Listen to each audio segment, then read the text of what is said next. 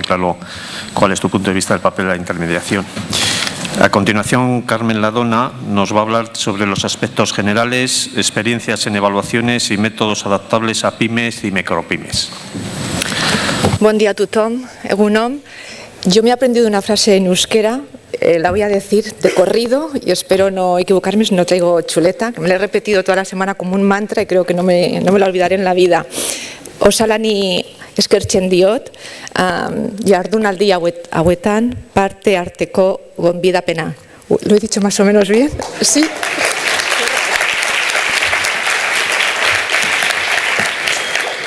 Bueno, no soy Carmen Lomana, no voy a ser tan entretenida, pero aquí el subconsciente. Pero de todas maneras intentaré que pasen un buen rato explicando la realidad de los riesgos psicosociales en la Generalitat de Cataluña desde nuestra experiencia en las empresas, que como verán no es muy halagüeña, también se ha de decir, y de alguna manera desnudaré la realidad en la que estamos, las dificultades que nos encontramos desde los centros de seguridad y salud laboral y desde la subdirección de seguridad y salud laboral de la Generalitat, en qué estamos intentando actuar de una manera más precisa y algunas de las actuaciones que vamos a llevar a cabo en los próximos años. Bien, ¿cómo estamos? A ver, esto para pasarlo mejor. Aquí, sí, perdón, retrocedo. Yo es que para esto soy un poco anterior. Vale. ¿Cómo estamos? Estos datos son extraídos exclusivamente de un programa que después explicaré, que es el programa Instrucción ICAM. ICAM significa Institut Català d'Avaluacions Mèdiques, Instituto Catalán de Evaluación Médica. Sería un poco, son los inspectores médicos, para hacernos una idea.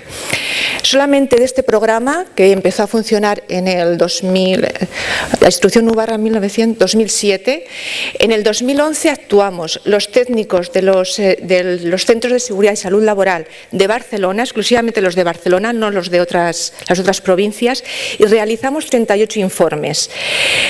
Estos 38 informes que nos ofrecieron, pues que había un 65%, casi un 66% de las empresas en las que actuamos, la mayoría pymes y microempresas, que tenían hecha o que decían que tenían hecha la evaluación de riesgos psicosociales.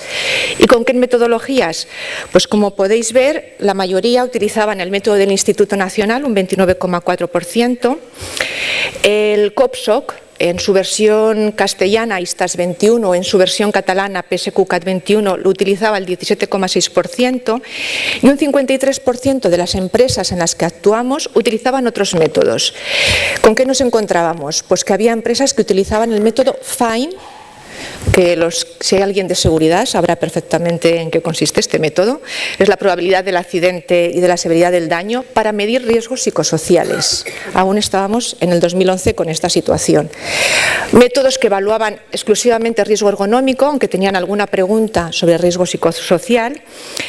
Y después había empresas que lo que tenían era una batería de preguntas que de forma un poco aleatoria el técnico había elegido, no quiero decir al tuntún, porque me imagino que algún ejercicio de reflexión hizo, pero no desde un punto, no con un rigor científico, elegía ítems de distintos métodos del instituto, del COPSOC, y se creaba su propio instrumento de medida. Y luego había empresas que decían que ya habían hecho la evaluación de riesgos psicosociales porque habían pasado una encuesta de clima laboral o de satisfacción. En el 2002 nos encontramos con una situación un poco parecida, pero en el 2002, si recordáis, la inspección hizo una campaña de riesgos psicosociales a instancias de la Unión Europea.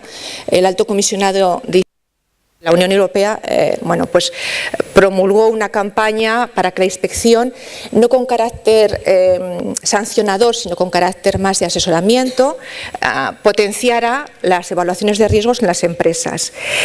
En ese año realizamos 33 informes exclusivamente en Barcelona dentro del programa de instrucción ICAM, que les explicaré después, y como ven, bueno, pues la situación no varía mucho. Lo que ocurre es que es cierto que ya no aparecen métodos extraños o de creación propia, aparecen más los métodos. Hay una empresa que utiliza el método de Navarra, 8 empresas utilizan el método del instituto y 6 empresas la metodología ISTAS PSQCAT, y una empresa había elaborado una encuesta propia. En el 2013 la situación mejora un poquito y vamos viendo que efectivamente las evaluaciones de riesgos se van haciendo con más rigor, pero sigue existiendo un tema muy pendiente y que lo hemos constatado de forma fehaciente, y es que se hacen las evaluaciones de riesgos en el papel de cara a la inspección de trabajo la mayoría de las veces, a tener la documentación bien realizada, pero después no hay planificación. No están calendarizadas las actuaciones, realmente no se lleva a cabo. Esa es la realidad con que nos encontramos.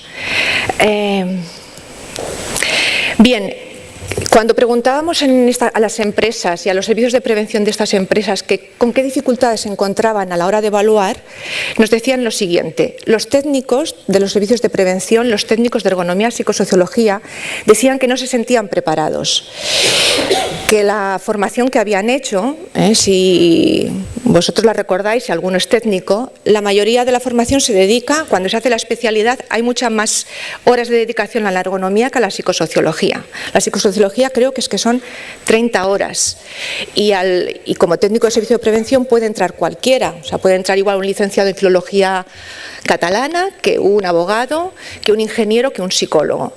Por lo tanto, la formación que tenemos es que tú sueltas a un servicio de prevención a un filólogo y le dices que evalúe los riesgos psicosociales de una empresa con la formación que le ha dado el anexo 6 del Real Decreto de los Servicios de Prevención, y realmente siente miedo.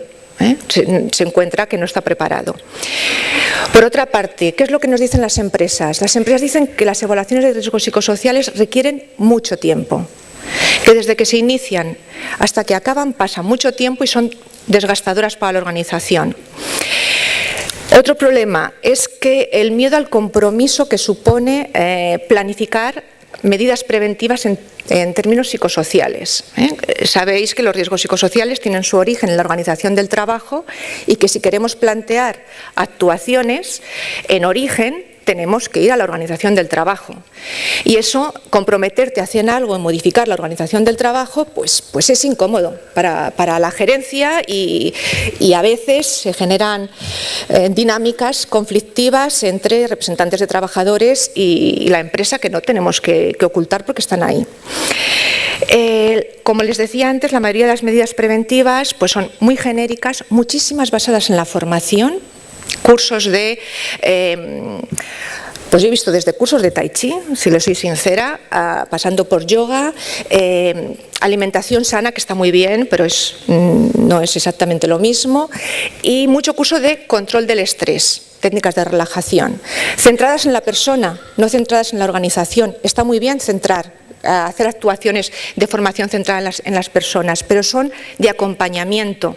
Lo que nos dice la psicosociología es que evitar el riesgo o prevenirlo hay que ir a la organización del trabajo, que es donde está el origen del riesgo. Muy bien.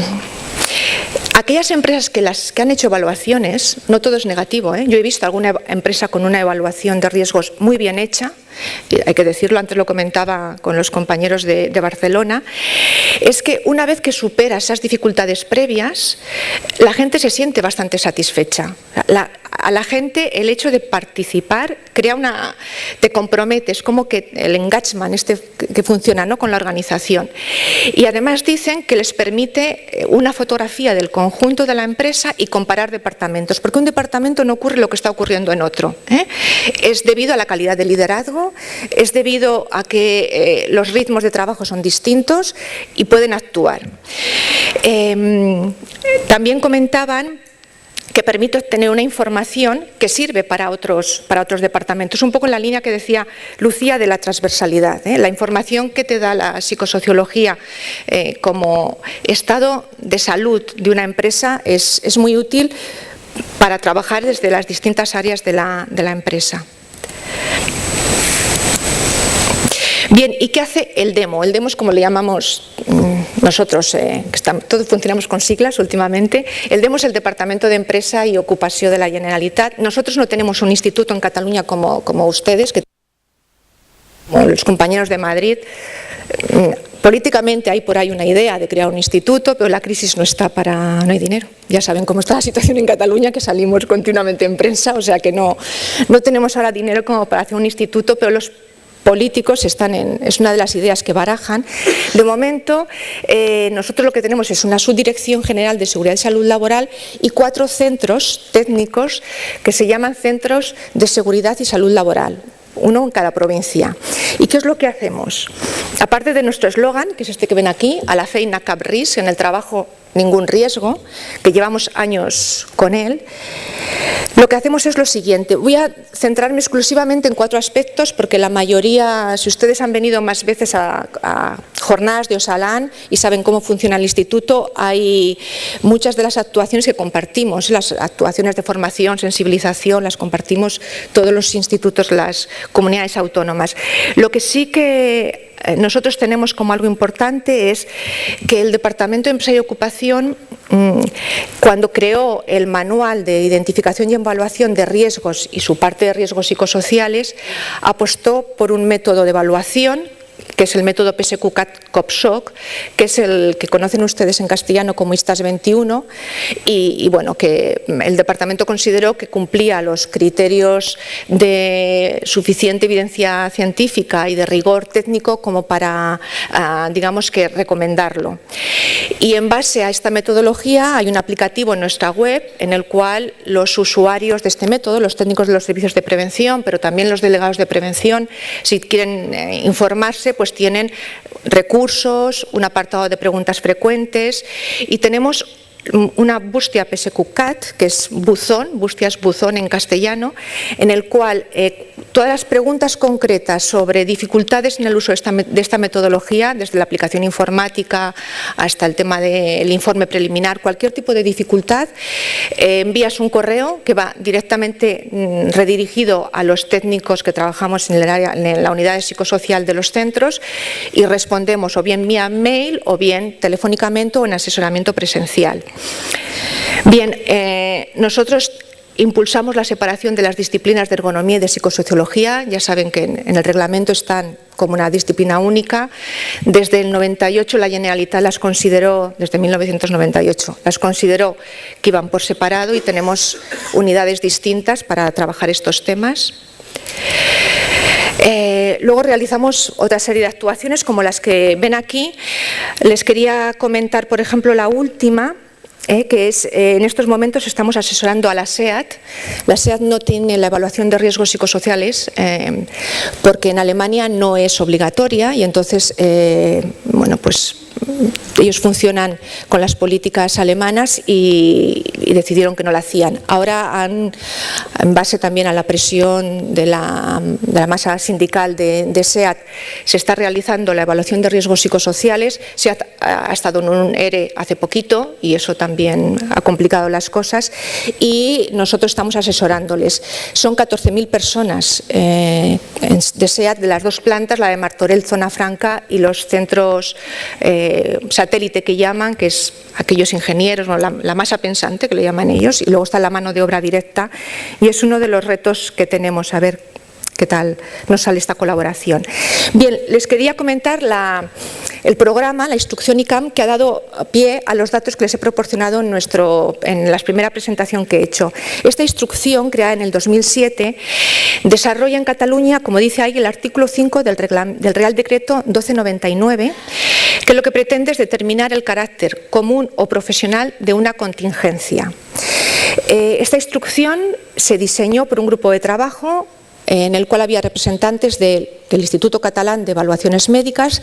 Las USL son las unidades de salud laboral formadas por médicos del trabajo, los médicos de atención primaria del Instituto Catalán de la Salud, el Departamento de Trabajo, que ahora se llama Departamento de Empresa y Ocupación, la Inspección, el INS y las mutuas de accidentes de trabajo y enfermedades profesionales, además de las organizaciones empresariales y sindicales. ¿Qué es lo que pretende esta instrucción?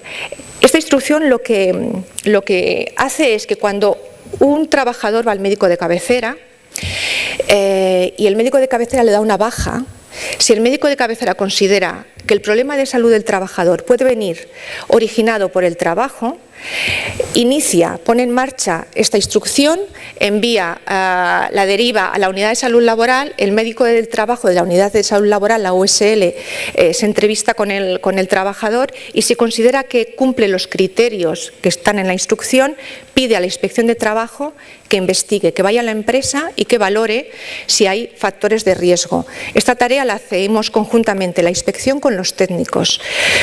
O sea, el informe correspondiente que se envía a la unidad de salud laboral, la unidad de salud laboral a su vez lo envía al ICAM, al INS, y el INS determina si es accidente de trabajo, si es enfermedad profesional o si es enfermedad común. ¿De acuerdo? Los casos más son trastornos musculoesqueléticos, trastornos de salud mental y en algún agente físico-químico. En el año 2013, los trastornos de salud mental superaron a los trastornos musculoesqueléticos.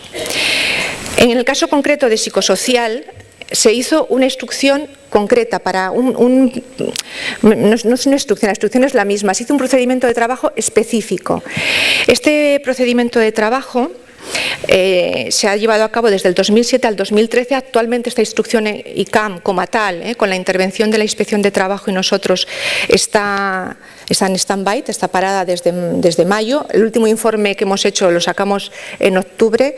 De momento no nos han llegado más casos.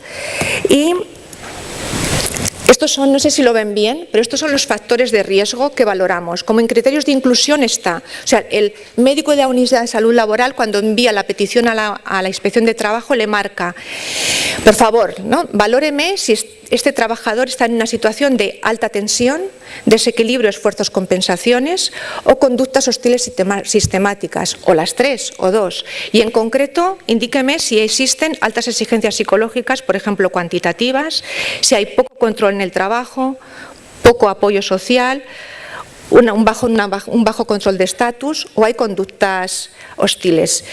Esto es lo que los técnicos de los centros de seguridad de salud laboral tenemos que intentar constatar, si existen estos factores de riesgo. Aquí se ven un poco mejor. Y estos son los resultados que les puedo presentar de los ICAMs del 2011-2012. Pues miren, las unidades de salud laboral nos indicaban que existía bajo control y hemos constatado un 78%, casi un 79% de los casos en los que efectivamente se daba bajo control en el puesto de trabajo evaluado. También aparecía bajo support social, bajo apoyo social. Y bajas compensaciones en un 83,11%. En cuanto a las conductas hostiles sistemáticas, esto es el acoso laboral, que nosotros como factor de riesgo lo llamamos conducta hostil sistemática, porque el acoso es el fenómeno en sí, pero el factor de riesgo que tenemos que valorar es si existe o no una conducta hostil.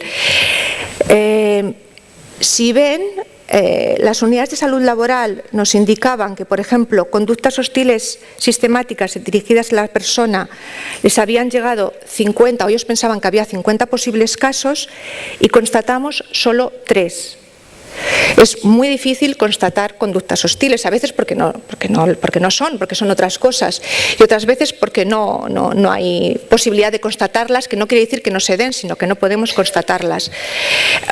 Les quería comentar que esta misma mañana me ha llegado un correo precisamente de la directora del Centro de Seguridad y Salud Laboral indicándome que uno de los casos en que dijimos que había acoso, que además era un informe que hice yo junto con la Inspección de Trabajo en el que hablábamos de discriminación por razón de edad y de enfermedad, y que la empresa había presentado una demanda contra el Departamento de Empresa y Ocupación y contra la trabajadora diciendo que eso no era así, pues ayer salió la sentencia diciendo que llevamos razón y que se trataba de un caso de discriminación.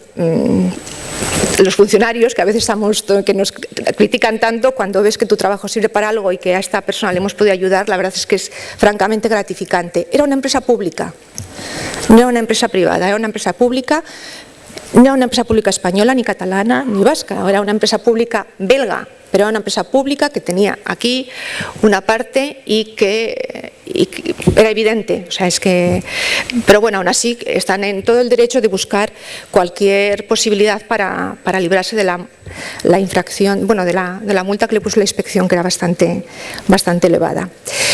La campaña que estamos llevando a cabo ahora, que se inició en octubre, es una campaña de abordaje del riesgo psicosocial por parte de los servicios de prevención ajenos, de cara a una actuación en el 2014-2015 que les pueda ayudar, porque estamos viendo que se encuentran con bastantes dificultades.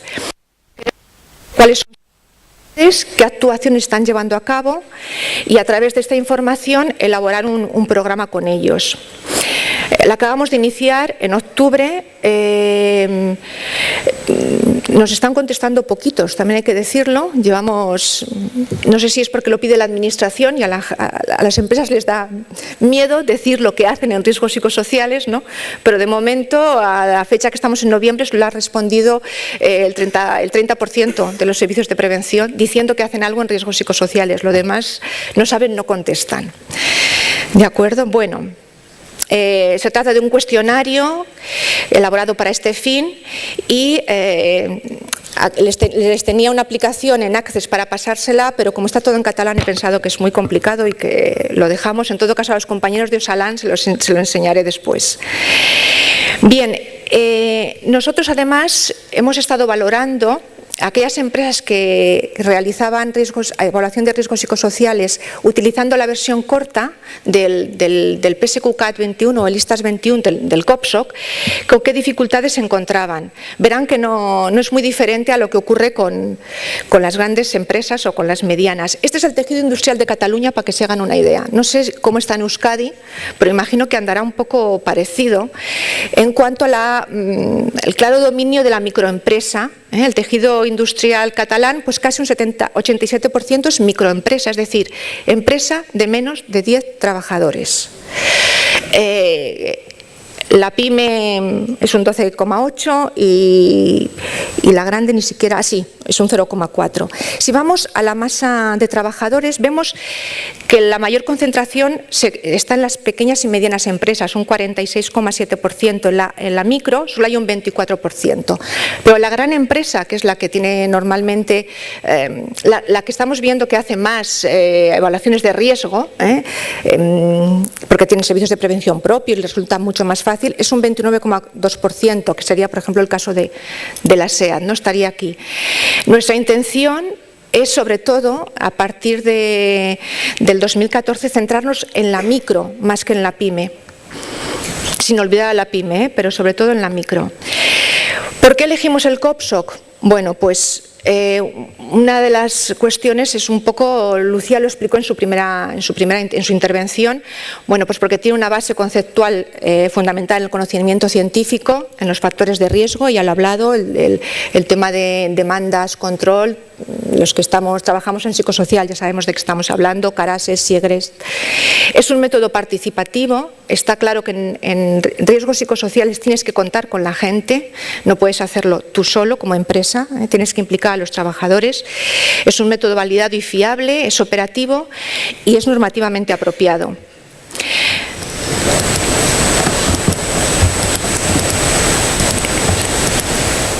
Bien, les pongo este artículo del Reglamento de los Servicios de Prevención, el 5.2, proporcionar confianza sobre el resultado, porque después, para finalizar mi intervención, les explicaré algunas de las preguntas que más nos llegan a los centros de seguridad y salud laboral y a la subdirección, que va un poco en esta línea.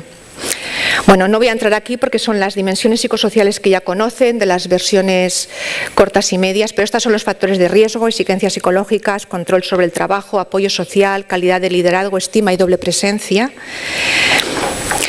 Y los puntos débiles de las microempresas, cuando han evaluado, que es en muy poquitas ocasiones, los riesgos psicosociales, es que dedican muy poquito tiempo a la fase de información.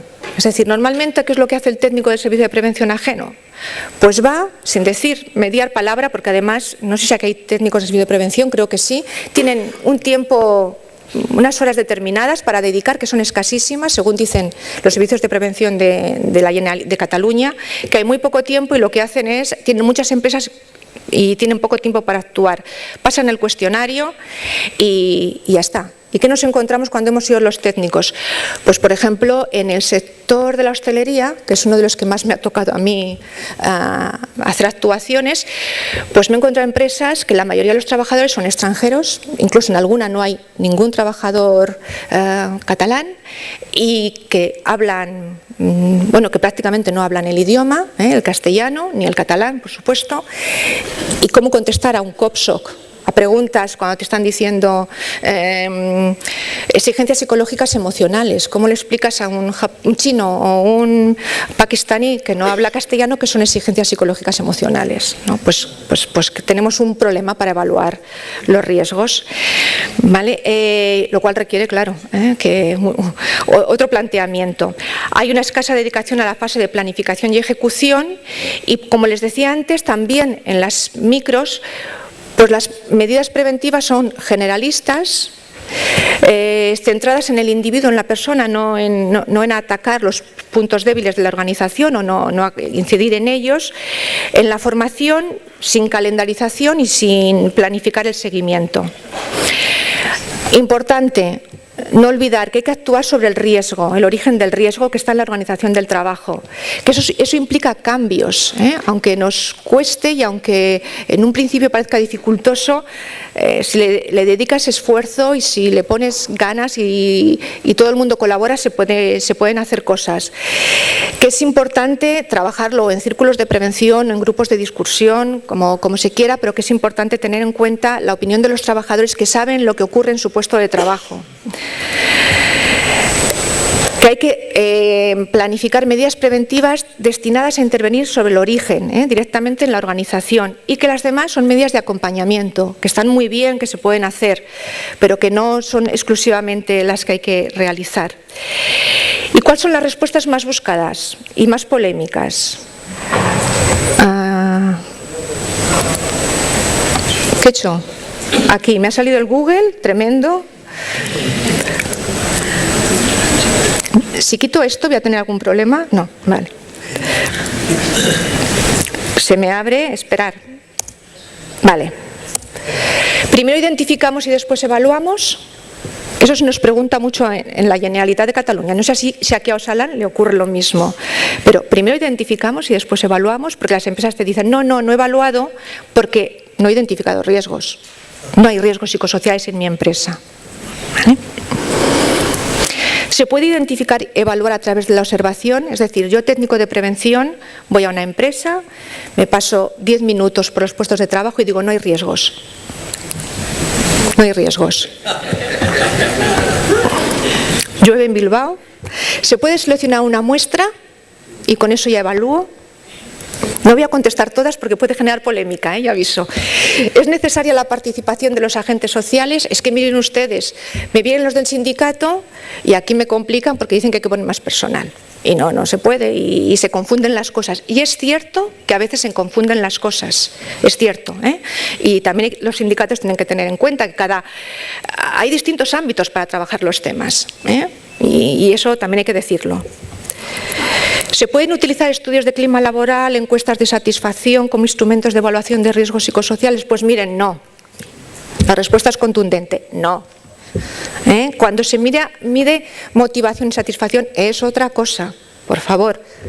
Es como si en el caso que ha puesto Lucía antes de la pierna, yo no soy médico, entonces no lo entiendo. Pero dicen, no, mire, es que me duele la pierna, pues le voy a pasar, le voy a hacer una mamografía. Pues mire, no. ¿Vale? Son cosas diferentes. ¿Y cuáles son las respuestas? Pues estas preguntitas, si alguien está interesado, puede ir a la página web nuestra y en castellano y en catalán están cada una de ellas ampliamente explicada. Pero les diré alguna. Por lo que se refiere a los riesgos psicosociales, esta es la postura de la Generalitat de Cataluña, que no tienen por qué compartirla. La identificación y estimación de la magnitud de los riesgos forman un único proceso de evaluación, siendo la identificación la fase inicial de la evaluación. Así lo vemos nosotros. Si tú vas a intervenir en una empresa y le vas a dedicar tiempo, y somos conscientes del tiempo que requiere entrar a evaluar riesgos psicosociales, no te andes con historias de identifico, no. Tienes cuestionarios, instrumentos que te permiten hacer las dos cosas a la vez, y para nosotros es lo mismo. ¿Y por qué? Luego ahora seguimos explicándolo. La identificación no puede ser hecha por medio de la observación, es lo que les decía yo a ustedes, un poco en plan de guasa, ¿no? Ni tampoco el uso de listados. Yo voy ahí, yo técnico de prevención, voy con un checklist, me paso, veo a todos ustedes y les digo, no está estresado, aquel sí porque pone cara de estresado y ella está estresada porque tiene papeles, la otra persona no está estresada porque no tiene papeles. Pues no se puede hacer eso, ¿eh? ¿Por qué? Pues dice, no se cumple la excepción que hace el artículo 5.2 del Reglamento de los Servicios de Prevención. ¿Y qué nos dice este artículo? Nos dice, la evaluación incluirá la realización de las mediciones, análisis o ensayos que se consideren necesarios, salvo que se trate de operaciones, actividades o procesos en los que la directa apreciación profesional acreditada permita llegar a una conclusión sin necesidad de recurrir a aquellos, siempre que se cumpla lo dispuesto en el párrafo anterior. ¿Y qué dice el párrafo anterior? El procedimiento de evaluación utilizado deberá proporcionar confianza sobre su resultado. Yo, Carmen Ladona, no Lomana, Carmen Ladona, aquí puedo decidir, sin conocerles a ustedes, sin preguntar, simplemente porque llevo desde el año 97 trabajando exclusivamente en riesgos psicosociales, si ustedes están estresados o no, o si ustedes tienen mucha carga de trabajo o no. Si no les pregunto, por muy personal acreditado que sea, la respuesta de la Generalitat de Cataluña es no. ¿Vale? Hay que hacer una evaluación y preguntar a la gente. Pero además no solo lo dice la Generalitat de Cataluña, veremos que también lo dice la agencia. Proporciona confianza sobre sus resultados la utilización de instrumentos y metodologías fiables, de las que se sabe que hasta qué punto el resultado de la medida se repetirá en igualdad de condiciones y válidas. Esto si utilizamos cuestionarios o escalas, ¿eh? Es decir, que haya un trabajo empírico detrás y que los factores de riesgo que hemos decidido evaluar, pues realmente sean los que hay que evaluar. No podemos preguntar sobre clima, porque no es un factor de riesgo en términos de psicosociología. ¿Y qué nos dice la agencia cuando define el estrés? Dice, las personas padecen estrés cuando perciben, las personas, no el técnico, cuando la persona percibe que hay un desequilibrio entre aquello que se les pide y los recursos de que disponen para enfrentarse a ello. Pero va más allá y dice, las personas reaccionamos de manera diferente a unas mismas circunstancias. Es decir, creo que antes lo ha explicado Julia, me parece que ya ha comentado que hay situaciones que para una persona puede ser estresante y para otra no, efectivamente. Algunas personas soportan mejor que otras las situaciones de presión. Lo importante, tal y como indica la Agencia Europea de Seguridad y Salud en el Trabajo, es la evaluación subjetiva que hace la persona de su situación. Por lo tanto, la respuesta individual de los trabajadores es clave, tenemos que preguntarlos, ¿de acuerdo? Y con esto, para acabar, yo les tenía, bueno, me quedan 3 transparencias, ¿voy bien de tiempo? Perfecto. ¿Esto está conectado a Internet? Supongo que sí. Lo vamos a ver, ¿vale? Es un pequeño anuncio que se pasó en la televisión catalana sobre organización del trabajo en el... No me hagan mucho caso, creo que era el 2010, pero no lo tengo... Está en catalán, pero les digo un poco... El catalán se entiende, no es como el euskera, pero bueno, les digo un poco qué es lo que dice. Dice, en Cataluña un 14% de las personas trabajadoras tienen horarios irregulares. Un 11% cambia de horarios frecuentemente. Esto aumentaría ahora, creo que desde el 2010 la situación ahora ha empeorado. El 31% de las personas hacen horas extras de forma habitual. La Organización Internacional del Trabajo acredita que estas prácticas, lo estoy traduciendo directamente, Lucía, junto con la presión de tiempo, la falta de una buena organización del trabajo y la falta de trabajo en equipo pueden tener efectos negativos sobre la salud. Pueden provocar fatiga, más accidentes y generan enfermedades cardiovasculares, ansioso-depresivas y musculoesqueléticas. Fomentan hábitos no saludables y provocan estrés. Y sobre el equilibrio de la vida profesional y personal también actúa. Y sobre las empresas, porque incrementa el absentismo y disminuye la calidad del trabajo y la productividad. Por eso es importante tomar medidas como ahora, por ejemplo, facilitar la contribución colectiva en las decisiones que afectan al trabajo cotidiano, aumentar la competitividad profesional y el trabajo en equipo, aumentar la previsión y la información sobre los cambios y el conocimiento. Unas buenas condiciones de seguridad y salud en el trabajo evitan muchas enfermedades y accidentes laborales. A la feina, cap risc. ¿Vale? A ver si lo podemos ver porque es muy cortito. ¿No? ¡Ay, qué lástima! Sí. Es una cuña de estas, es muy cortito, ¿eh?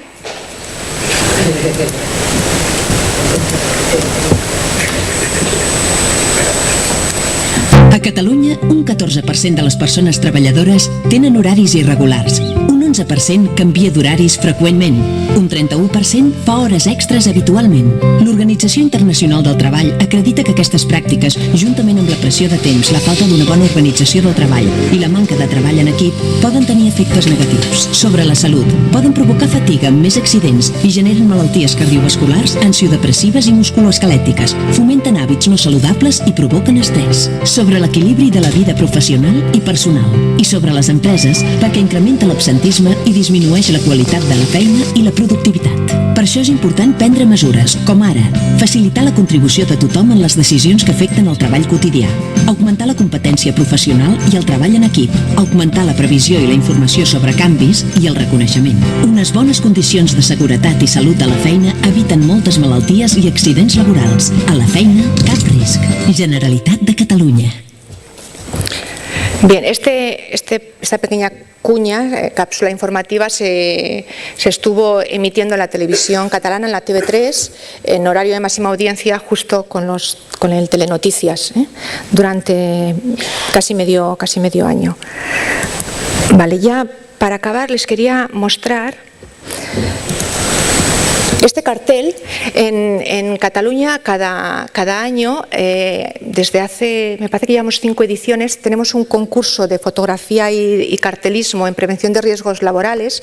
El año 2011, por motivos evidentes de la crisis, no teníamos ni un duro, no se pudo hacer nada.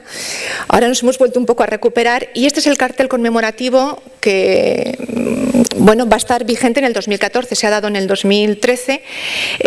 Juega con la palabra riesgo. RIS es riesgo, VISC es vivo, ¿vale? Y es en contra es lo de la feina cap risc. Este es el cartel que ha ganado Sergio Ortiz Ruiz, que es un chaval que estudia diseño, ¿vale? Aparte el cartel conmemorativo que se utiliza dentro del Día de la Seguridad y la Salud Laboral, o sea, para abril del 2014, el 28 de abril creo que es el Día de la Seguridad y la Salud Laboral. Aparte de este cartel se hacen una línea gráfica de 5 carteles, uno por cada disciplina y para el 2014 ha ganado uno sobre burnout, sobre estar quemado en el trabajo. Y para finalizar les quería enseñar esta joya porque es un cartel en euskera castellano. Me han dicho que las ponencias luego van a estar colgadas. Ya le he dicho a Maite que este cartel lo tendremos que sacar porque el Archivo Nacional de Cataluña solo me ha dado autorización para que se lo presente a ustedes de forma así, natural, pero después no puede estar al alcance de todo el mundo. Y les explico. En plena guerra civil, en 1937, en Cataluña en Barcelona en concreto, se hizo una exposición internacional sobre cartelismo en prevención de riesgos laborales.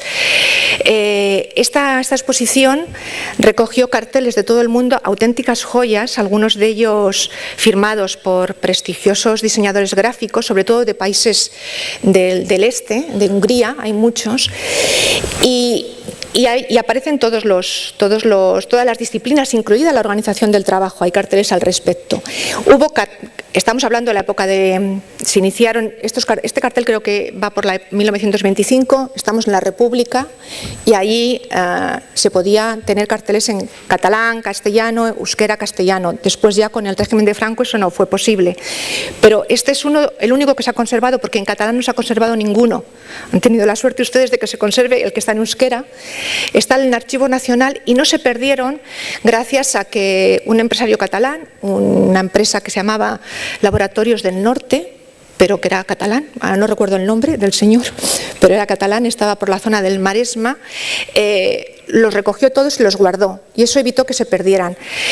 Después se cedieron a la Generalitat de Cataluña y el Archivo Nacional de Cataluña los restauró.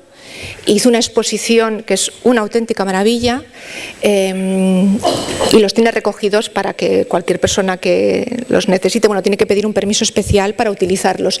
De todas maneras, hay un CD sobre estos carteles y yo le voy a dejar uno a Osalan, a Maite, para que lo tengan, o sea que si alguna vez... Bueno, aquí el jefe tiene el bonito, que es el libro, el auténtico libro publicado por el Archivo Nacional de Cataluña. Es una joya y pensé que era una buena manera de acabar mi presentación.